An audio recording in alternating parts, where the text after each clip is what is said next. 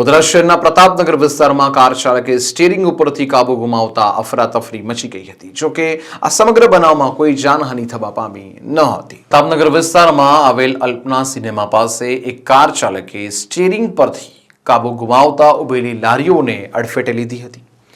જ્યારે ઘટના સ્થળ ઉપર વાડી પોલીસ આવી પહોંચી હતી અને કાર ચાલકને પોલીસ મથકમાં લઈ જવામાં આવ્યો હતો। સ્થાનિકોને પૂછતા જાણવા મળ્યું હતું કે એક 4 વ્હીલ કાર ચાલક એકાએક ઉભેલી લારીઓમાં સ્ટીરિંગ પરથી કાબુ ગુમાવતા ઘૂસી ગઈ હતી અને લારીઓને નુકસાન થયું હતું। હાલ કોઈ જાનહાનિ થઈ ન હતી અને જોવાનું એ છે કે કાર ચાલક નશાની હાલતમાં હતો કે નહીં।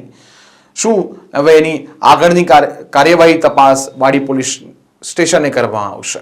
જો અમે અહીંયા ધંધો કરીએ છીએ, એક 4 વ્હીલર ભાઈ આવ્યા હતા ગાડી લઈને, સીધું એમને કંટ્રોલ થયું નહીં એટલે થાંભલામાં ગાડી અથાડી ને પછી અમારી લારીમાં દાલ પુલાવની લારી છે, યાસીનભાઈ આસિફભાઈ સુરત છે, એમની લારીની અંદર સીધો આવી ગયો।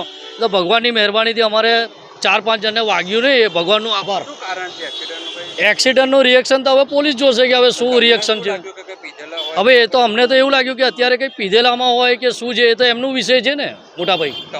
અમને કંઈ એવું નુકસાન કંઈ થયું નહીં, ખાલી લારીમાં નુકસાન થયું, કોઈને જાનહાનિ નુકસાન નથી થયું મોટાભાઈ। હવે એ તો વાડી પોલીસ સ્ટેશનવાળા સાહેબ જોશે કે શું છે શું નથી।